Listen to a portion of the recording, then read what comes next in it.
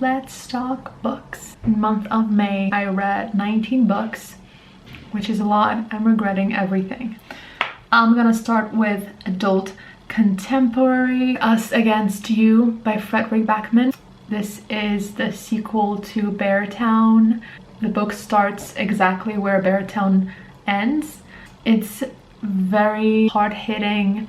I was struggling with the reading because the language is incredible and the stories are beautiful and deep and important, but it was a little too hard for me to read. So I ended up giving it 3 stars, but definitely check it out if you like Fredrik Backman. Next one was Stacy Jones and the Six. I heard a lot about this book, and mostly people who read the physical copy did not enjoy it, and those who listened to it on audiobook loved it. So I decided to listen to it, and it follows the story of this band in the 70s and fictional story, but it's done very realistically. The whole book is made in interview form of everyone involved. We have all the bandmates, we have the wife of the leading man. There's a lot of people, and that's what makes the audiobook so great, because it's a very vast cast and it feels like you're listening to a podcast. Overall, the like 70s rock band, sex, drugs, and alcohol is really not something I enjoy reading about. So I gave it 4 stars, but the story was beautiful. I got really emotional by the end. And then we're gonna move on to mystery thriller. I ended up reading 2 books by CJ Tudor, and I didn't even realize it. The first one was The Other People. I gave it 3 stars. It's about a man who's driving down a highway, and in the van in front of him he sees his young daughter who's asking for help. He thinks he's hallucinating, but he panics, calls home, and it turns out that his wife and daughter have been murdered. And a year later, I think it is a year later, he still doesn't believe that his daughter is dead, and he's driving up and down the highway trying to find that car or his daughter, trying to find out what happened. The story overall was great. I loved how fast-paced it was, but it does have a mystery thriller trope that I don't enjoy, and the ending was underwhelming, so I gave it 3 stars. And the other one that I read by him is The Chalk Man. This book was very different. You go back and forth between the 80s, where the main character was growing up with his friends. Then it goes to present day. When they were kids, they discovered body of a girl. And in present day, one of the boys that he used to be friends with comes back, contacts him, and says that he knows who really killed that girl. Did really like this book.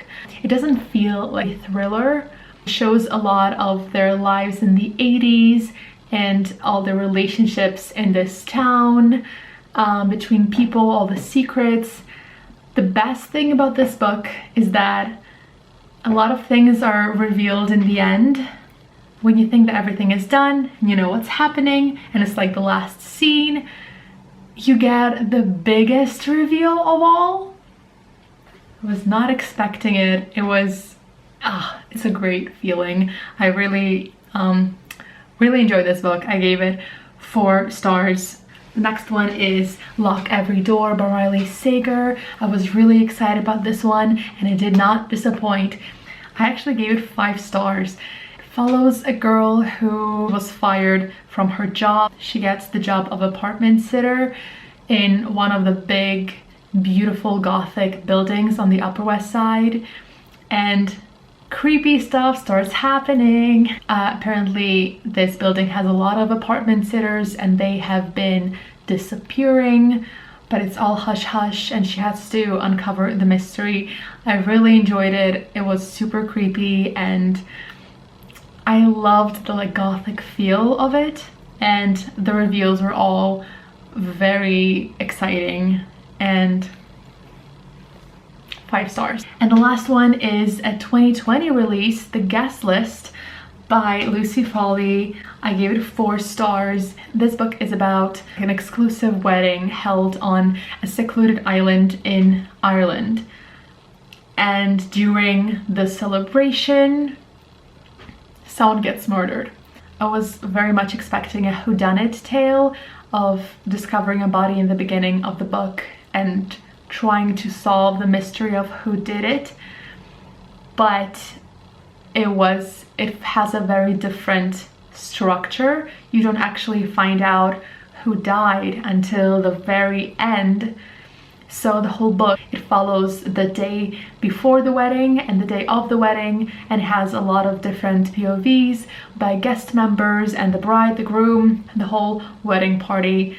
And it was very enjoyable. I really loved it. You really feel like you're on this weird island in Ireland with a castle, and there's a storm coming. And I played a lot of ASMR rain thunder sounds when I read this, which was a great decision, and I ended up giving it 4 stars. Let's move on.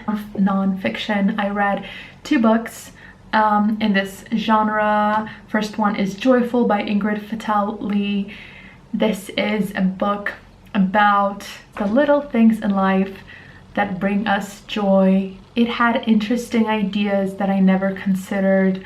The fact that we subconsciously view angular shapes as danger, and so whenever we're around anything that has a round shape or rounded corners, subconsciously we feel safer, and so we can be more open to joy. Interesting concept. I loved any mention of science and research and psychology, and overall the book was a little too long. I think it could have been edited down a lot, but it did have very interesting ideas. I gave it 3 stars. And the second one is Ballerina Body by Misty Copeland. She's talking about her story, how she became a ballerina. I didn't know that, but she actually started ballet when she was 13, which is pretty late traditionally. And her journey with injuries and her struggles with racism in the ballet world, acceptance of her body. The whole reason I picked up the book is because she has great floor bar exercises that I was really interested in, and she breaks them down, and there are also some basic bar exercises as well. It's very motivational and inspirational, and I loved it, and I gave it 4 stars. Next one is Horror ? The 2 books that I read in the horror category are not actual horror. The first one is Elevation by Stephen King. It features 2 stories. The stories are weird, but I enjoyed them. I gave them 3 stars because even though the stories were nice, they were not really exceptional, and I was very confused about the horror genre. Next one is A Monster Calls, which is the other 5-star book that I read in May. This is also considered a YA horror, and it is absolutely not a horror book. It's very short, but it's so good. It follows a boy whose mother is very sick. She has cancer, and at night a tree monster comes to him and tells him stories. It's hard to explain. It's also a very short book, so I really don't want to go too much into it. I cried so hard when I finished. It's absolutely beautiful. I wish I had the physical copy of it. It's marvelous. Oh, the romance category. When Dimple Met Rishi, I gave it 4 stars. It is about the girl Dimple who just finished her senior year, and she wants to spend the summer in a coding program to help develop an app. And the boy Rishi, who is also participating in the program, but he's there specifically to meet her because their parents are colluding to marry them one day. The characters have great chemistry and wonderful banter.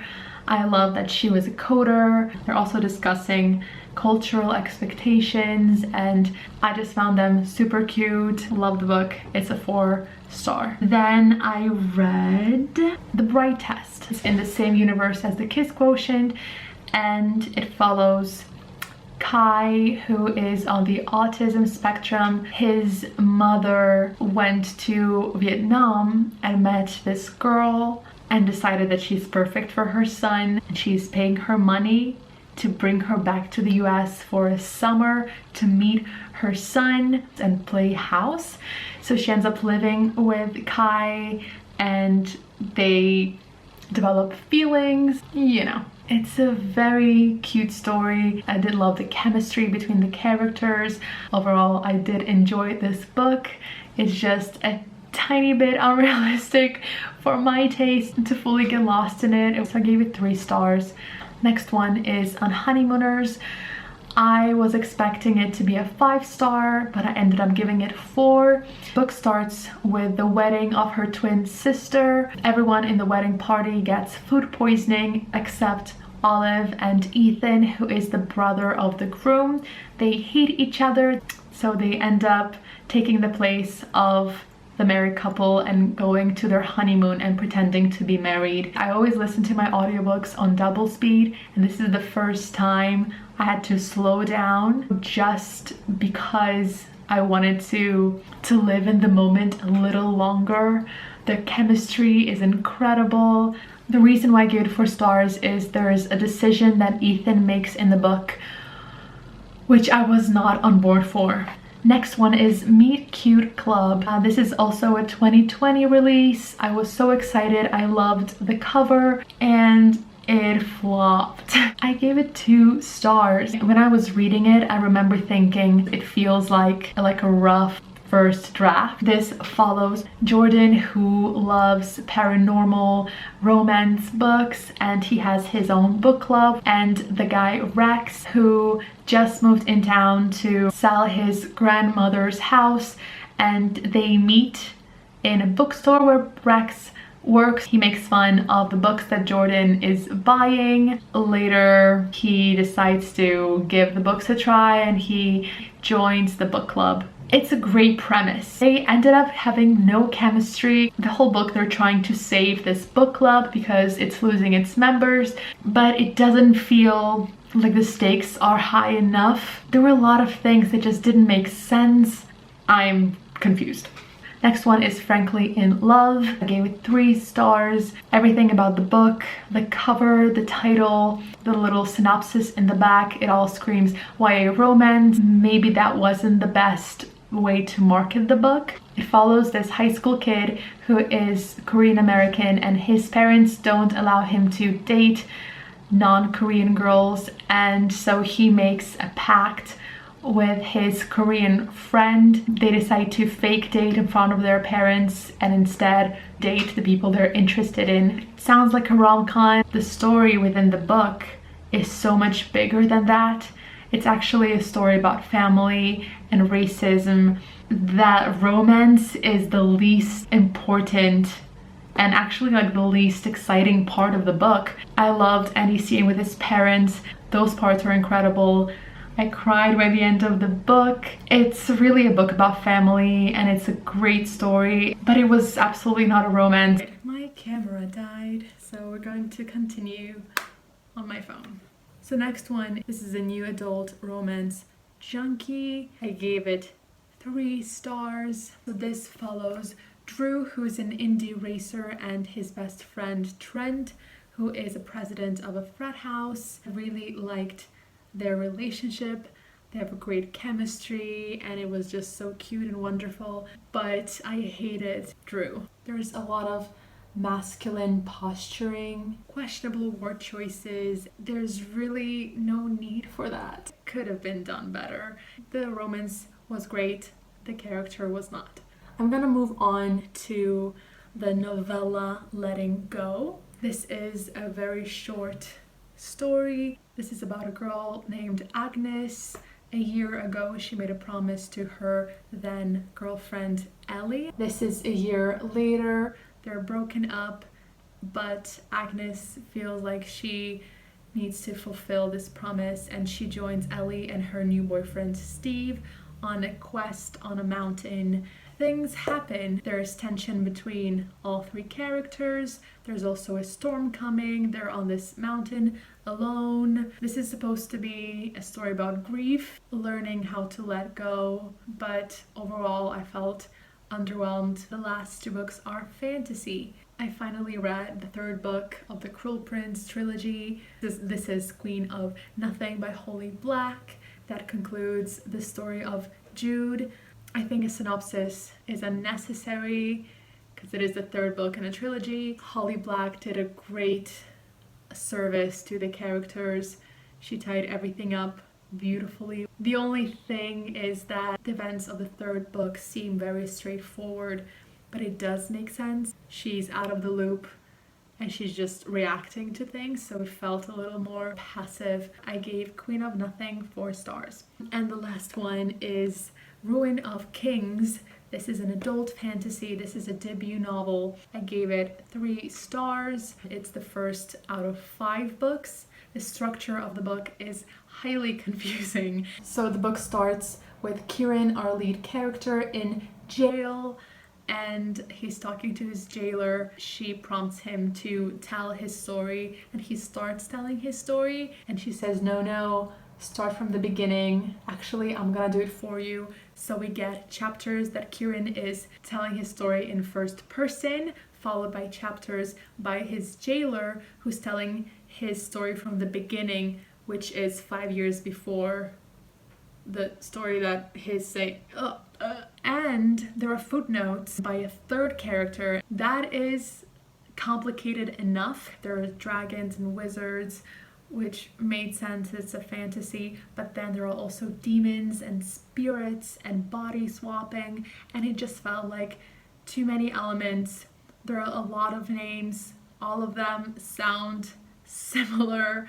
I listened to this on audiobook. The first half of the book, I had no idea what was happening. So overall, this was very confusing, very long. I gave it 3 stars because when you do get the story, it's very interesting and intricate, but there are all these other elements that distracted from the main story and made it way too complicated. That concludes my 19 books that I read in May. I'm sorry for having to change the camera in the middle of the video. I have exciting videos planned for June, so stay tuned for that, and thank you for watching.